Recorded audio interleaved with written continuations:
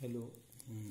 आज हम लोग प्रीलिमिनरी सेट्स के कुछ और जो रिजल्ट्स हैं और वो हैं टॉपिक्स हैं उसको डील करेंगे। इसमें देखिए पहला है पावर सेट। किसको आप पावर सेट बोलेंगे? Let A be any set, then the collection of all possible subsets of A, all possible subsets of A is known as power set of A and it is denoted by P brackets में A. जैसे अगर example के लिए अगर ए set में 3 element है 1 2 3, तो इसके पावर सेट में क्या होगा? एक तो नल सेट होगा 5, फिर सिंगलटन सेट्स 1 2 3, फिर 1 2 2 3 3 1 और इस तरह से 1 2 3 होगा। पूरा सेट जो है 1 2 3 वो भी इसका एक एलिमेंट का पार्ट होता है। मैंने 5 1 2 3 ऐसे करके सारे सेट्स के एलिमेंट्स आ जाते हैं उसमें, ठीक है। फिर ये इसमें नोट ये करना है आपको कि each element of power set is a set, पहला चीज। दूसरा चीज, power set of any set is always non empty. If a set A has n elements then the power set has 2 to the power n elements. जैसे यहाँ हमने example में set ए में कितने एलिमेंट्स थे? 3 एलिमेंट्स, 3 एलिमेंट्स हैं। तो power set में क्या होगा? 2 to the power 3 यानी 8 एलिमेंट होने चाहिए। तो 1 2 3 4 5 6 7 8 कुल हैं, ठीक है। जो एक्चुअल सेट होता है वो भी पावर सेट का एक सबसेट होता है ना, वो भी होता है उसमें एलिमेंट। अब इसमें एक एग्जाम्पल है, if power set denotes the power set of A and A is a void set मतलब null set, then what is the number of elements in P brackets फिर P फिर P फिर PA। इस तरह से अगर हो तो उसमें कितने एलिमेंट्स होंगे? तो number of elements in power set of A is 1, क्योंकि पावर सेट हमेशा नॉन एम्प्टी होता है। A हमने क्या लिया? नल सेट लिया है। तो पावर सेट में क्या होगा? वो नल सेट एक पार्ट हुआ। फिर P ऑफ पी ए हो जाएगा। पी ए में चूंकि एक एलिमेंट था तो अब P ऑफ पी ए में 2 to the power 1 हो गया, 2 हो गए। फिर P ऑफ पी ए करोगे तो 2 to the power 2 हो गया, 4। फिर P ऑफ ए करोगे तो 2 to the power 4। माने जो ये आ रहे हैं उसको फिर से 2 to the power में रखना है, तो कुल 16 आंसर आ जाएगा, 16, ठीक है। ये तो हुआ पावर सेट के बारे में। अब इसके बाद आपको पढ़ना है इसमें ऑपरेशंस ऑफ सेट्स। क्या क्या ऑपरेशंस होते हैं? जैसे यूनियन है, इंटरसेक्शन है ना। तो यूनियन ऑफ 2 सेट्स क्या होता है? A union B, X such that X belongs to A and और X belongs to B. Union में हमेशा और होगा और इंटरसेक्शन में एंड होता है। इंटरसेक्शन में जब आओगे तो एंड होता है। ये सब आप लोग इंटर में पढ़ चुके हैं, कोई मतलब कि बहुत नया चीज आपको नहीं बता रहे हैं। ए 1 2 3 4 5 6 है और बी में क्या है? 5 7 4 3 9, ये आपने एलिमेंट्स लिया है। तो ए यूनियन बी में होगा 1 2 3 4 5 6 और फिर 7 9। ध्यान दीजिए कि 4 3 दोनों में कॉमन है तो उसको एक ही बार लिखोगे यूनियन में, ये नहीं कि 2 बार लिखते चले जा रहे हैं, ठीक है। फिर उसके बाद union of 2 sets is commutative. माने कम्यूटेटिव होता है मतलब A union B, B union A के बराबर होगा। Union of 2 sets is associative. A union B union C, आप उसको लिखोगे A union B union C, इस तरह से। फिर intersection of 2 sets, x such that a intersection b को x such that x belongs to a and x belongs to b।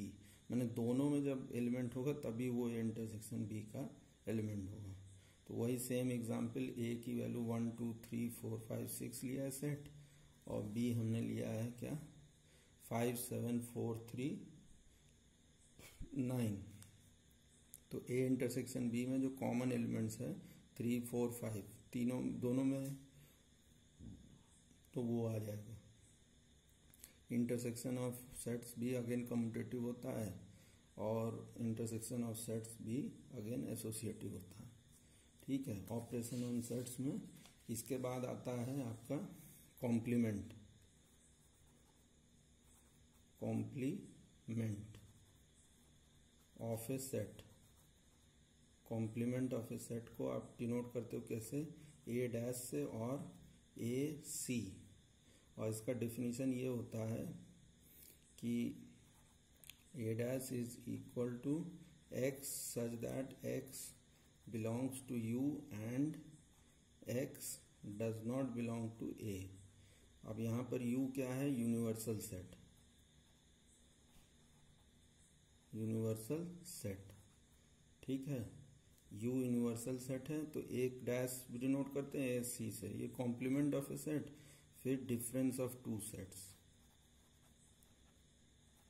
Difference of two sets, तो जैसे a माइनस बी इस तरह से दिया तो ये होगा x such that x belongs to a and x does not belong to b, है ना।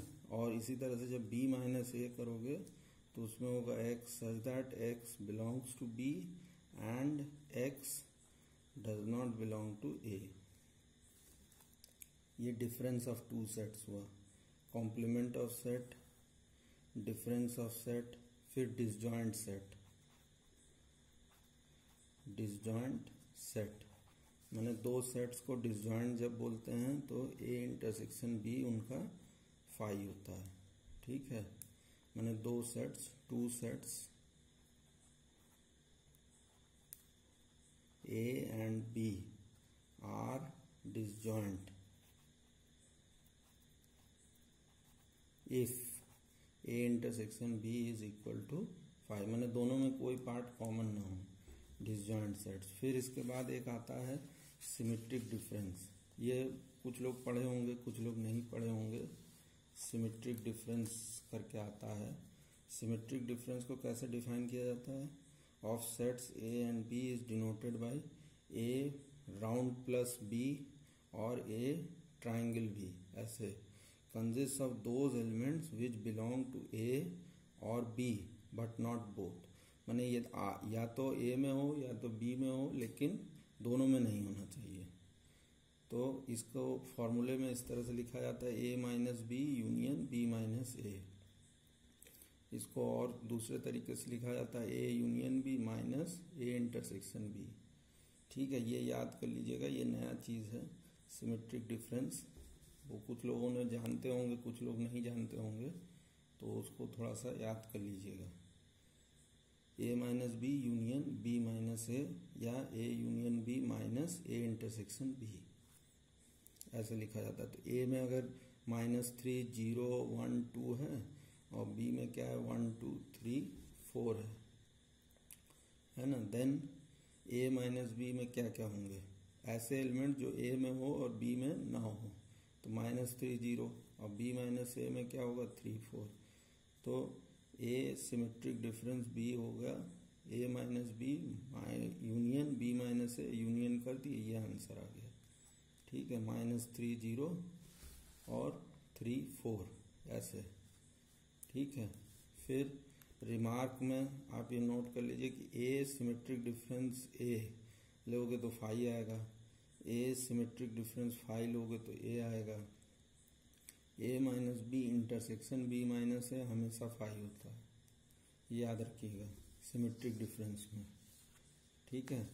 फिर इसमें आता है laws of algebra of sets. मैंने अलजेब्रा में जो जो सेट्स के रूल्स लागू होते हैं, अगर ए बी सी 3 सेट्स हैं तो उसमें आइडेम्पोटेंट लॉ होता है A union A is equal to A intersection A is equal to A.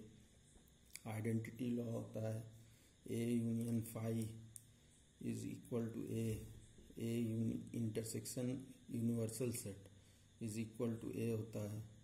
Commutative law होता है A union B equal to B union A, और इसी तरह से A intersection B is equal to B intersection A. Associative law होता है A union B union C A union B union C, और इसी तरह से A intersection B intersection C को ए इंटरसेक्शन बी ब्रैकेट्स में intersection C. Distributive law, union distributive over intersection होता है और इंटरसेक्शन डिस्ट्रीब्यूटिव ओवर यूनियन होता है। तो A union B intersection C को A union B intersection A union C लिख सकते हो, और उसी तरह से A intersection B union C को लिख सकते हो A intersection B union A intersection C. और इसके बाद डी मॉर्गन्स लॉ होता है, ये इंपॉर्टेंट है डी मॉर्गन्स लॉ। इसका प्रूफ नेक्स्ट लेक्चर में करेंगे, इसमें काफ़ी ज़्यादा हो रहा है। A union B whole complement A complement intersection B complement, और A intersection B whole complement A complement union B complement होता है। इसको अगर आप उसमें माने डिफरेंस में दिखाना चाहते हैं तो A minus B union C को A minus B intersection A minus C, और A minus B intersection C को A minus B union A minus C, ऐसे करके आप दिखा सकते हैं। ठीक है, नेक्स्ट टर्म पे हम डी मॉर्गन्स लॉ का प्रूफ कराएंगे नेक्स्ट लेक्चर में, और साथ में जो है कुछ और भी जो रिजल्ट्स होते हैं, रिजल्ट्स क्या है, ऐसे आइडेंटिटीज होते हैं जिनको आपको प्रूफ करना रहता है सेट्स में, वो कैसे करेंगे वो बताएंगे आपको। ठीक है, थैंक यू वेरी मच।